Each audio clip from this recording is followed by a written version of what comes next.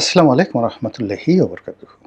সম্মানিত দর্শক, নির্বাচনের আগের ৩টি গুরুত্বপূর্ণ দিন, অর্থাৎ নির্বাচন যদি ১১ তারিখে হয়, তাহলে আমি ৯, ৮, ৭ এই ৩ দিনের সম্ভাব্য কিছু ঘটনা বলি এবং এই ৩ দিনের আগে পরের কিছু ঘটনা বলি, যা কিনা সম্ভাব্য হতে পারে আবার নাও হতে পারে।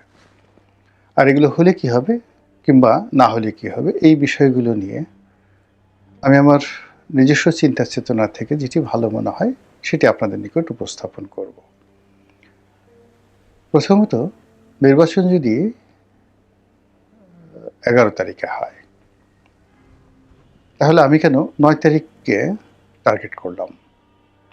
আবার আমি এই ভিডিওটি করছি ৫ তারিখে। ৫ তারিখের বাদ দিয়ে ৬ তারিখকে বাদ দিয়ে আমি ৭ তারিখের কেন ঘটনাপুঞ্জি আপনাদের সামনে তুলে ধরার চেষ্টা করছি। এর কারণ হলো যে আমি যে ভিডিও করছি ৫ তারিখে, ৬ তারিখে শুক্রবার, সরকারি বন্ধের দিন। আমাদের দেশে শুক্রবারে কেয়ামত হয় বা কেয়ামত হবে। এছাড়া সাধারণত বাংলাদেশে শুক্রবারে বড় কোনো ঘটনা ঘটে না। শনিবারে ৭ তারিখ, রোববারে ৮ তারিখ, আর সোমবারে ৯ তারিখ, মঙ্গলবারে ১০ তারিখ, বুধবারে ১১ তারিখ। বুধবারে আপনাদের হলো ইলেকশন। তো বুধবারের আগে হলো মঙ্গলবার, তার আগে সোমবার। কোন ৩টি দিন নিয়ে আপনাদের সঙ্গে আলোচনা করব? শনিবার, রবিবার, সোমবার। এখানে ৩ দিন ৩ রাত, মূলত ৭২ ঘন্টা। এই ৭২ ঘন্টাকে আমার কাছে মনে হচ্ছে দম বন্ধ করা একটি ঘটনা। কী ঘটতে পারে, কেন ঘটতে পারে সে বিষয়গুলো বলবো। তার আগে প্রকৃতির কিছু লীলাখেলা বা ইতিহাসের কিছু লীলাখেলা আপনাদেরকে বলি। যখন দেখবেন যে বড় কোনো দুর্ঘটনা ঘটে কিংবা প্রকৃতিতে বড় কোনো পরিবর্তন আসে কিংবা কালবৈশাখী আসবে, ঘূর্ণিঝড় আসবে, সুনামি আসবে, তার আগে নির্দিষ্ট পরিমাণ আগে কতগুলো লক্ষণ প্রকৃতিতে ফুটে ওঠে এবং সেই লক্ষণগুলো আপনারা কম বেশি সবাই জানেন।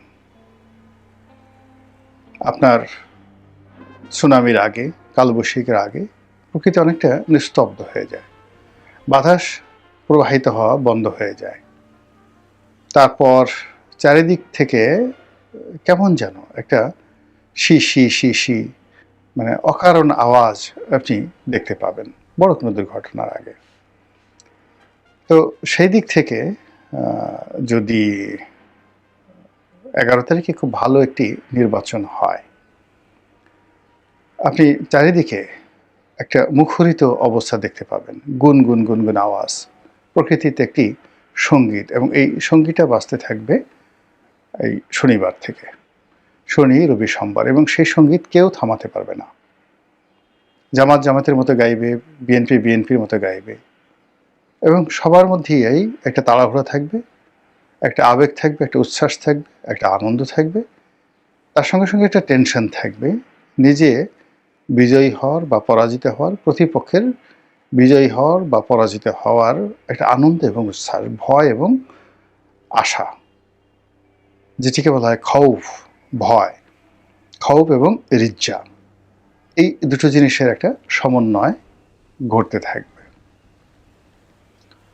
আর যদি ধরুন নির্বাচনে কোনো অশনি সংকেত থাকে, আপনি দেখবেন যে শনিবার থেকেই সব কিছু নীরব হয়ে গেছে, কোথাও কোনো গুনগুনানি নেই, মানুষ খুব সতর্কভাবে পা দিচ্ছে, আর রাস্তাঘাটে চলাফেরা ভীষণ রকম কমে গেছে। শনিবার থেকে রাস্তাঘাটে লোকজন চলাফেরা কমে যাবে, রবিবারে আরও কমবে, সোমবারে আরও কমবে, মারাত্মকভাবে কমবে। এরপরে আপনি দেখতে পাবেন যে আইনশৃঙ্খলা রক্ষাকারী বাহিনী তাদের টহল মারাত্মকভাবে বাড়বে, মারাত্মকভাবে বাড়বে যদি নেতিবাচক হয়। আর যদি ইতিবাচক হয় তাহলে আপনি আইনশৃঙ্খলা রক্ষাকারী বাহিনী তাদের উপস্থিতি থাকবে, কিন্তু আপনি টের পাবেন না, আপনার কাছে এটা দৃশ্যমান হবে না। এর কারণ হলো লোকের লোকারণ্য থাকবে। তো বহু সংখ্যক লোকের মধ্যে দৌড়দৌড়ি, ছুটোছুটি, ঝাপাঝাপির মধ্যে, আনন্দের মধ্যে, গুঞ্জনের মধ্যে মিলিটারি গাড়ি কটা এলো, পুলিশি গাড়ি কটা গেল, আনসার কী করলো, ভিডিবি কী করলো, এগুলো নিয়ে আপনার চিন্তা করার কোনো সময় থাকবে না। ঘরে ঘরে ঘরে ঘরে প্রার্থীদের যারা লোকজন রয়েছে, শেষ সময়টাতে তাদের অত্যাচারে আপনি অতিষ্ঠ হয়ে পড়বেন। প্রত্যেকটা লোক আপনার ঘরে ঘরে যাবে, কিন্তু এর যদি বিপরীত ঘটনা কোনো কিছু হয়, ঘরে কেউ যাচ্ছে না, আপনি নিশ্চিত ঝিম মেরে থাকতে পারেন যে খবরাখবর আপনার জন্য ভালো হবে না। অন্য একটা বিষয় রয়েছে, সেই বিষয়টা হলো এই পৃথিবীতে মানুষের মুখ দিয়ে যা বের হয় প্রকৃতি তাই ঘটিয়ে দেয়। কখনো এমন কোনো ঘটনা ঘটেনি যে ঘটনা ঘটার পর সকল মানুষ আশ্চর্য হয়ে গেছে। যেমন ধরুন শেখ হাসিনার পতন হল, বহু মানুষ বলেছে যে এর পতন হবে এবং তাকে পালিয়ে যেতে হবে। তো সে যখন নিজে, শেখ হাসিনা, এর দ্বারা কতটা প্রভাবিত হয়েছেন যে তিনি নিজে বলতে বাধ্য হয়েছেন তিনি পালাবেন না, তার আশেপাশের লোকজন তারা বলেছে যে পালাবে না, আওয়ামী লীগের অস্তিত্ব থাকবে না, আওয়ামী লীগের অফিস খোলার মতো কোনো লোক থাকবে না। বলেন তো, এই কথাগুলো কি 2014 সন থেকে ঘাটে পথের সমস্ত মানুষ বলেনি? সবাই বলেছে এবং সেই ঘটনা ঘটে গেছে। বঙ্গবন্ধু মারা যাবেন, সপরিবারে নিহত হবেন, এটা না বললেও তিনি মারা যাবেন। তার পরিষদ বর্গ, তার নিজের আত্মীয় স্বজন, বিশেষ করে তার ভাই, অন্যান্য যারা আছেন নিকট আত্মীয়, আমি নাম বললাম না, এদের অত্যাচারে, জুলুমে মানুষ অতিষ্ঠ ছিল, ভীষণ রকম অতিষ্ঠ ছিল। ফলে কি হলো, যে যার অবস্থান থেকে বলতেন যে সর্বনাশ ঘটবে, নির্বংশ হবে, অপঘাতে মারা যাবে। এই সমস্ত কথাবার্তা কিন্তু ৭৩ সন থেকেই বলা শুরু হয়েছিল।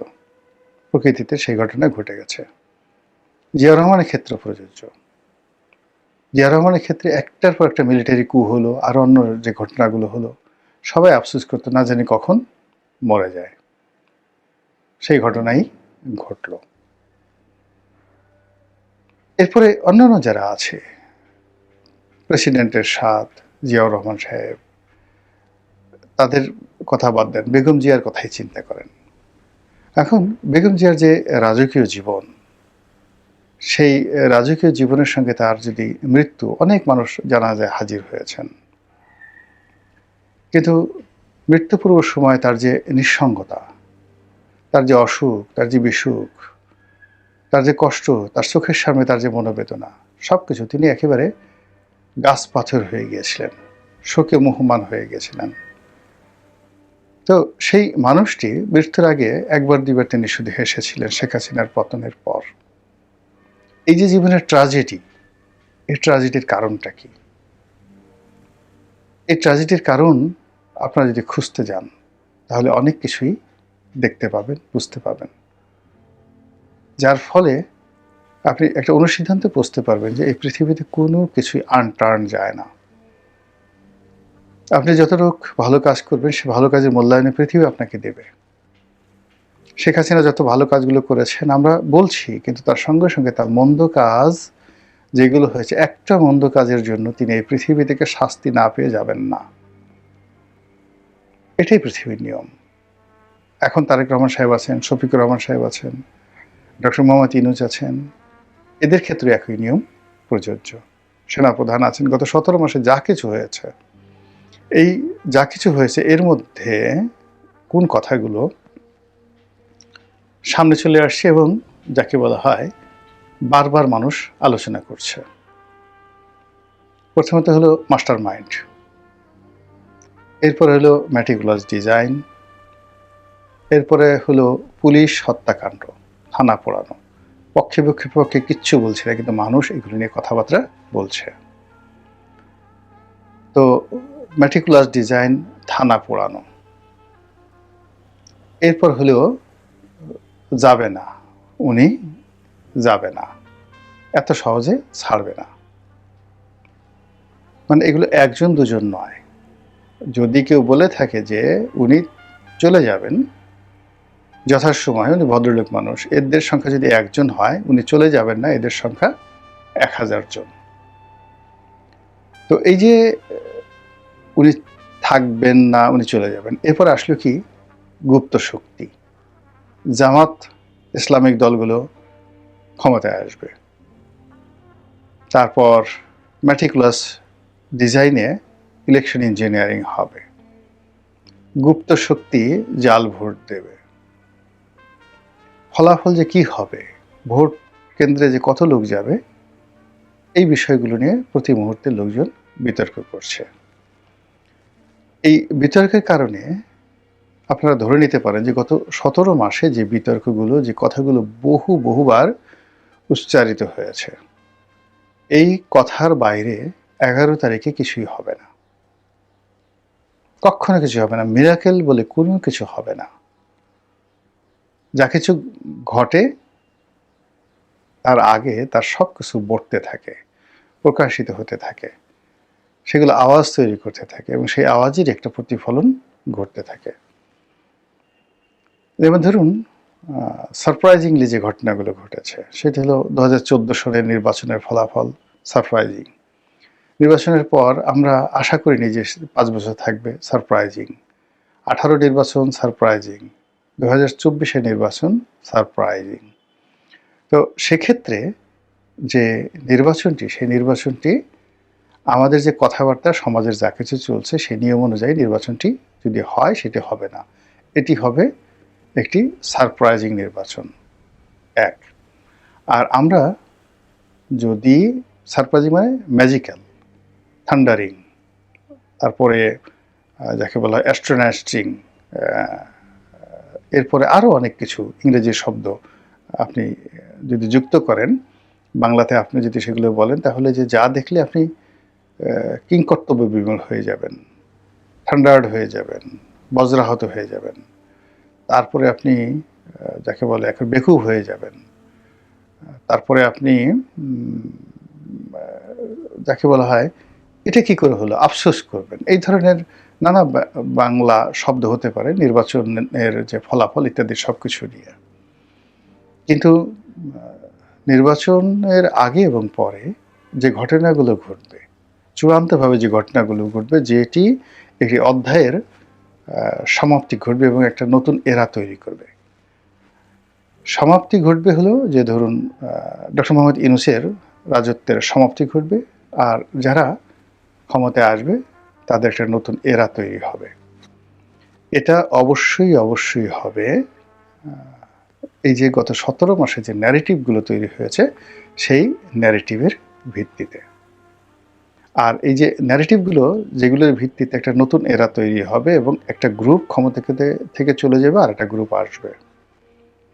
এদের এই সমস্ত রসায়নগুলো, কাটাকাটিগুলো, গুতোগুতিগুলো, এদের যে পর্দার আড়ালের সমস্ত খেলাধুলাগুলো, যা কিছু সম্ভব সব কিছু এই 3 দিনে, মানে শনিবার 7 তারিখ, 8 তারিখ, 9 তারিখ, রবিবার, সোমবার, এই 3 দিনের মধ্যে এই জিনিসগুলো অবশ্যই ঘটবে। যেটা বললাম, যদি ইতিবাচক কোনো কিছু ঘটে তাহলে এক ধরনের ফলাফল, আর নেতিবাচক যখন ঘটবে তখন ওই সিমটমগুলো আপনি দেখতে পারবেন, যে আগের সময় বলছি বেশ কিছুক্ষণ আগে।